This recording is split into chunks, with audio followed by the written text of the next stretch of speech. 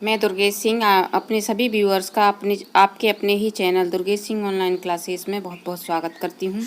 आज मैं फिर से आपके सामने उपस्थित हूं एक नई वीडियो के साथ, जिसमें मैं डिस्कस करने वाली हूं आपके साथ विधानमंडल के विभिन्न अंग, राज्यपाल की शक्तियां और राज्यपाल से संबंधित अनुच्छेद। चलिए शुरू करते हैं आज की वीडियो। विधानमंडल के 3 अंग होते हैं। नंबर 1, विधानमंडल के 3 अंग होते हैं: विधान परिषद, 2 विधानसभा और 3 राज्यपाल। जिस प्रकार केंद्र में राष्ट्र का प्रमुख राष्ट्रपति होता है, उसी प्रकार राज्यों में राज्य का प्रमुख राज्यपाल होता है। राज्यपाल राज्य का औपचारिक प्रमुख होता है, यानी कानूनी रूप से प्रमुख जो होता है राज्यपाल होता है, लेकिन वास्तव में उसकी शक्तियों का प्रमुख मुख्यमंत्री होता है। मुख्यमंत्री के द्वारा ही राज्यपाल की शक्तियों का प्रयोग किया जाता है। जिस प्रकार संसद, लोकसभा, राज्यसभा तथा राष्ट्रपति से मिलकर बनी होती है, उसी प्रकार राज्यों में विधानमंडल, विधान परिषद, विधानसभा तथा राज्यपाल से मिलकर बनता है। आइए अब हम डिस्कस करते हैं राज्यपाल से संबंधित जो कथन हैं, अक्सर परीक्षाओं में पूछे जाते हैं। कई बार इनको पूछा भी गया है। ये किसने कहा? राज्यपाल सोने के पिंजरे में निवास करने वाली चिड़िया के समान होता है। यानी राज्यपाल एक ऐसी चिड़िया है जो सोने के पिंजरे में निवास करती है। ये अपनी इच्छानुसार कार्य नहीं करता, इसको मुख्यमंत्री की इच्छानुसार काम करना पड़ता है। ये कथन सरोजिनी नायडू का है। ये उत्तर प्रदेश की राज्यपाल थीं, प्रथम महिला राज्यपाल थीं। दूसरा कथन, जिसको वेतन का आकर्षण होता है वही इस पद को स्वीकार करता है। तो ये कथन विजय लक्ष्मी पंडित का था और ये पहली महिला, संयुक्त राष्ट्र सभा में पहली महिला अध्यक्ष थी। इन्होंने इस बात को कहा था कि जिसको वेतन का आकर्षण हो वही इस पद को स्वीकार करता है। राज्यपाल से संबंधित प्रमुख अनुच्छेद। आइए अब हम आगे पढ़ेंगे कि राज्यपाल से संबंधित महत्वपूर्ण अनुच्छेद कौन कौन से हैं। अनुच्छेद 153, राज्यपाल का पद किस अनुच्छेद के अनुसार दिया गया है? तो अनुच्छेद 153 में कहा गया है कि प्रत्येक राज्य का एक राज्यपाल होगा। बाद में इसमें संविधान संशोधन करके ये प्रावधान और जोड़ दिया गया कि एक ही व्यक्ति एक से अधिक राज्यों का राज्यपाल हो सकता है। अर्थात एक व्यक्ति अगर उत्तर प्रदेश का राज्यपाल है तो उसके साथ साथ वो राजस्थान या बिहार का भी राज्यपाल हो सकता है। लेकिन ये बात ध्यान रहे कि जिस राज्य का व्यक्ति निवास करने वाला है, जिसका वह नागरिक है, वह उसका राज्यपाल नहीं हो सकता है। अर्थात उत्तर प्रदेश में निवास करने वाला व्यक्ति उत्तर प्रदेश का राज्यपाल नहीं बन सकता। जैसे उदाहरण के लिए हमारे भूतपूर्व मुख्यमंत्री कल्याण सिंह को यहाँ का उत्तर प्रदेश का मुख्यमंत्री नहीं बनाया गया था, उन्हें दूसरे राज्य का राज्यपाल बनाया गया था। तो इसी तरह से अपने प्रदेश में निवास करने वाला व्यक्ति कभी भी अपने प्रदेश का राज्यपाल नहीं हो सकता, उसे दूसरे प्रदेश का राज्यपाल बनाया जाता है। अब देखते हैं कि राज्यपाल का जो वेतन है, राज्यपाल का वेतन 3.5 लाख मासिक होता है।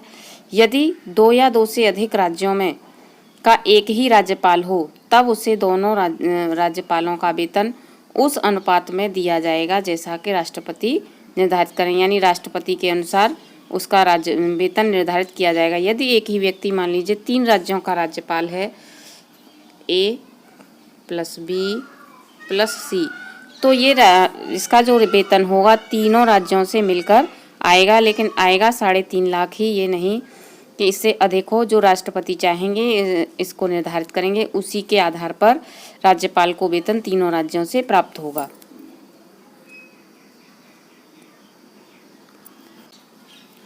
अनुच्छेद 154, राज्य की कार्यपालिका शक्तियाँ। अनुच्छेद 154 के अनुसार राज्यपाल को राज्य की कार्यपालिका संबंधी शक्तियाँ मिलती हैं। राज्यपाल राज्य की कार्यपालिका का प्रमुख होता है। राज्य की कार्यपालिका शक्तियाँ राज्यपाल में निहित होती हैं तथा राज्यपाल इसका प्रयोग अपने अधीनस्थों के माध्यम से करेगा। जैसा कि आपको मैंने पहले ही बता दिया है कि राज्यपाल राज्य का औपचारिक प्रमुख होता है और जबकि वास्तविक प्रमुख मुख्यमंत्री होता है। अनुच्छेद 155, राज्यपाल की नियुक्ति से संबंधित है। राज्यपाल की नियुक्ति राष्ट्रपति के द्वारा होती है। अनुच्छेद 156। अनुच्छेद 156 के अनुसार राज्यपाल के कार्यकाल के संबंध में निर्देश दिया गया है। राज्यपाल की नियुक्ति राष्ट्रपति द्वारा 5 वर्षों के लिए की जाती है, परंतु इसे राष्ट्रपति के इच्छानुसार बढ़ाया या घटाया भी जा सकता है। अर्थात जब तक राष्ट्रपति चाहें कोई भी व्यक्ति राज्यपाल के पद पर कार्य कर सकता है। अगर राष्ट्रपति की इच्छा न हो तो उसे 5 वर्ष से पूर्व भी हटाया जा सकता है। लेकिन इतना याद रहे कि राज्यपाल पर महाभियोग नहीं लगाया जाता है। अनुच्छेद 157। अनुच्छेद 157 राज्यपाल की योग्यताओं से संबंधित है। तो इसकी जो योग्यताएं हैं वो निम्न हैं। 1, वह भारत का नागरिक हो, यह राष्ट्रपति से भी संबंधित योग्यता है। दूसरा, उसकी उम्र कम से कम 35 वर्ष हो, ये राष्ट्रपति पर भी लागू होती है। तो इसके कुछ कार्य शक्तियाँ राष्ट्रपति से समानता रखते हैं और कुछ अलग हैं। अनुच्छेद 158, इसमें पद की शर्तें, यानी जो राज्यपाल बनेगा उसको निम्नलिखित शर्तों का पालन करना होगा। नंबर 1, संसद या विधानमंडल का उसे सदस्य नहीं होना चाहिए। 2, किसी भी लाभ के पद पर वह कार्य न करता हो। यदि कोई व्यक्ति लाभ के पद पर कार्य करता है, अर्थात उसको कहीं से आय प्राप्त होती है, वेतन प्राप्त होता है, तो वह व्यक्ति राज्यपाल बनने के योग्य नहीं होता। वह राज्यपाल पद के लिए अपनी अर्हता नहीं रखता है। कार्यपालिका संबंधी राज्यपाल की शक्तियाँ। अब हम पढ़ते हैं कि राज्यपाल को अपनी कार्यपालिका से संबंधित कौन कौन सी शक्तियाँ प्राप्त हैं। नंबर 1, राज्यपाल विधानसभा के बहुमत दल के नेता को मुख्यमंत्री तथा मुख्यमंत्री की सलाह से उसकी मंत्रिपरिषद के सदस्यों को नियुक्त करता है तथा उन्हें पद एवं गोपनीयता की शपथ दिलाता है। जिस प्रकार केंद्र में राष्ट्रपति बहुमत दल के नेता को प्रधानमंत्री नियुक्त करते हैं तथा प्रधानमंत्री की सलाह पर मंत्रिपरिषद के सदस्यों की नियुक्ति करते हैं, उसी प्रकार से राज्य में राज्यपाल विधानसभा के बहुमत दल के नेता को मुख्यमंत्री बनाते हैं तथा उसकी सलाह पर ही मंत्रिपरिषद के सदस्यों की नियुक्ति तथा उन्हें पद और गोपनीयता की शपथ दिलाते हैं। 2, राज्य के समस्त कार्य राज्यपाल के नाम से ही किए जाते हैं, यानी जो भी कार्य किए जाएंगे वो राज्यपाल के हस्ताक्षर युक्त होंगे, उस पर राज्यपाल का हस्ताक्षर अवश्य होगा।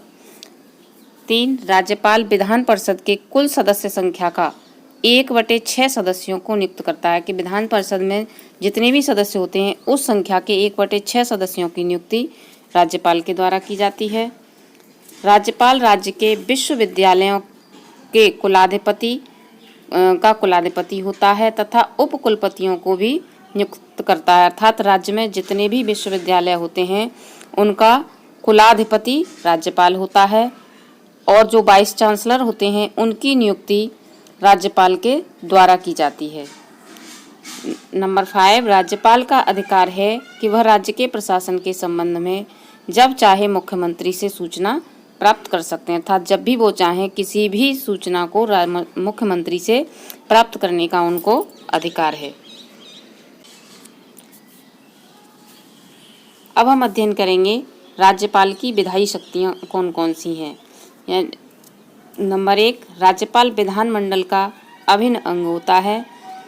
नंबर 2, राज्यपाल विधानमंडल का सत्र बुलाता है तथा सत्र की समाप्ति करता है, यानी राज्यपाल विधानमंडल का सत्र बुला भी सकते हैं और उसकी समाप्ति की घोषणा भी उन्हीं को करनी होती है। नंबर 3, राज्य विधानमंडल द्वारा पारित विधेयक राज्यपाल के हस्ताक्षर के बाद ही कानून बनते हैं, यानी राज्य विधानमंडल में जो भी विधेयक पारित होगा उसे कानून बनने के लिए राज्यपाल के हस्ताक्षर युक्त होना आवश्यक है। बिना राज्यपाल के हस्ताक्षर के वह कानून नहीं बन सकता है। जब विधानमंडल का सत्र नहीं चल रहा हो और राज्यपाल को ऐसा लगे कि तत्काल कार्यवाही की आवश्यकता है तो वह अध्यादेश जारी कर सकता है और ऐसा अध्यादेश 6 सप्ताह के भीतर विधानमंडल द्वारा स्वीकृत होना आवश्यक है। यदि विधानमंडल 6 सप्ताह के भीतर उसे अपनी स्वीकृति नहीं देता है तो उस अध्यादेश की वैधता समाप्त हो जाती है। राज्यपाल किसी विधेयक को राष्ट्रपति के विचार के लिए आरक्षित रख सकते हैं। ये अधिकार राज्यपाल के पास होता है कि राज्यपाल को यदि कोई विधेयक ऐसा लगता है कि जिस पर राष्ट्रपति की सलाह आवश्यक है तो उस पर राष्ट्रपति के विचार के लिए वो उसे सुरक्षित रख सकते हैं। आइए अब हम अध्ययन करेंगे राज्यपाल की वित्तीय शक्तियों के बारे में।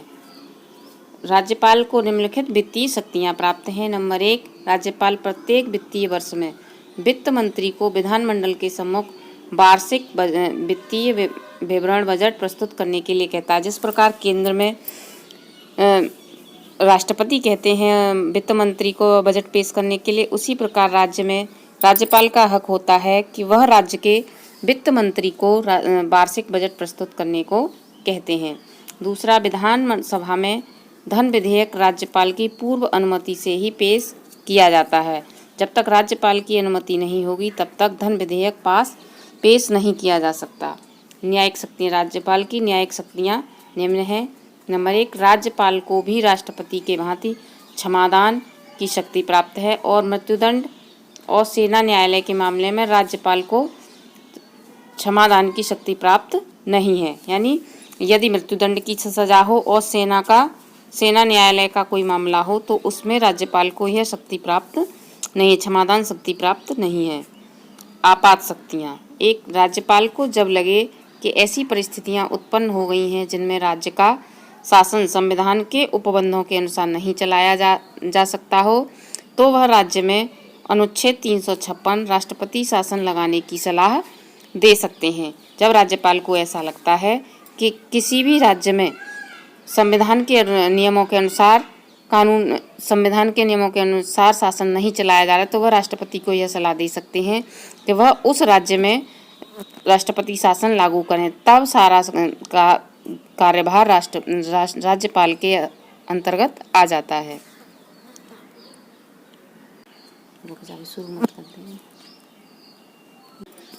आइए अब हम डिस्कस करेंगे प्रीवियस ईयर में पूछे गए क्वेश्चंस को। राज्य की कार्यपालिका शक्ति किसमें निहित होती है? जैसा कि मैंने आपको पीछे भी बताया है, इसमें ऑप्शन दिए हुए हैं, मुख्यमंत्री में, राज्यपाल में, मंत्रिपरिषद में, राष्ट्रपति में। तो मैंने आपको पीछे ही बताया कि राज्य की कार्यपालिका शक्ति राज्यपाल में निहित होती है। कानूनी रूप से राज्यपाल के हाथ में होती है लेकिन वास्तविक रूप में मुख्यमंत्री इसका प्रयोग करते हैं। भारतीय राज्यों में राज्यपाल की नियुक्ति कौन करता है? संघीय मंत्रिमंडल, उपराष्ट्रपति, प्रधानमंत्री, राष्ट्रपति। मैंने पहले भी आपको बता दिया है कि जो राज्यपाल की नियुक्ति होती है उसकी वह राष्ट्रपति के द्वारा होती है। राज्यपाल अपना त्यागपत्र किसे देता है? जिस प्रकार राज्यपाल की नियुक्ति राष्ट्रपति के द्वारा होती है उसी तरह से राज्यपाल अपना त्यागपत्र भी राष्ट्रपति को ही देते हैं। तो इसका डी ऑप्शन सही है।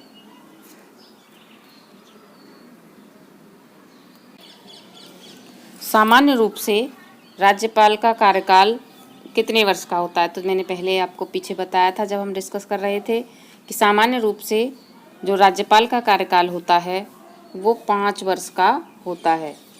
लेकिन अगर ये इसमें ऑप्शन दिया हो, ये वर्ष दिए हों और ऑप्शन दिया हो कि राष्ट्रपति के प्रसाद पर्यंत, तब आपको ऑप्शन वही ठीक करना होगा, राष्ट्रपति के प्रसाद पर्यंत। वो ऑप्शन आपका ठीक रहेगा। राज्यपाल सोने के पिंजरे में निवास करने वाली चिड़िया के समतुल्य है। यह कथन किसका है? राज्यपाल से संबंधित ये कथन किसने दिया है? तो ये मैंने पहले ही आपको बताया है कि ये कथन सरोजिनी नायडू के द्वारा दिया गया है। ये बार बार परीक्षाओं में पूछा गया है, इसलिए इसको विशेष रूप से ध्यान रखें। सरोजिनी नायडू इसका सही आंसर है। किसी राज्य में राज्यपाल की नियुक्ति संविधान के किस अनुच्छेद के अनुसार होती है?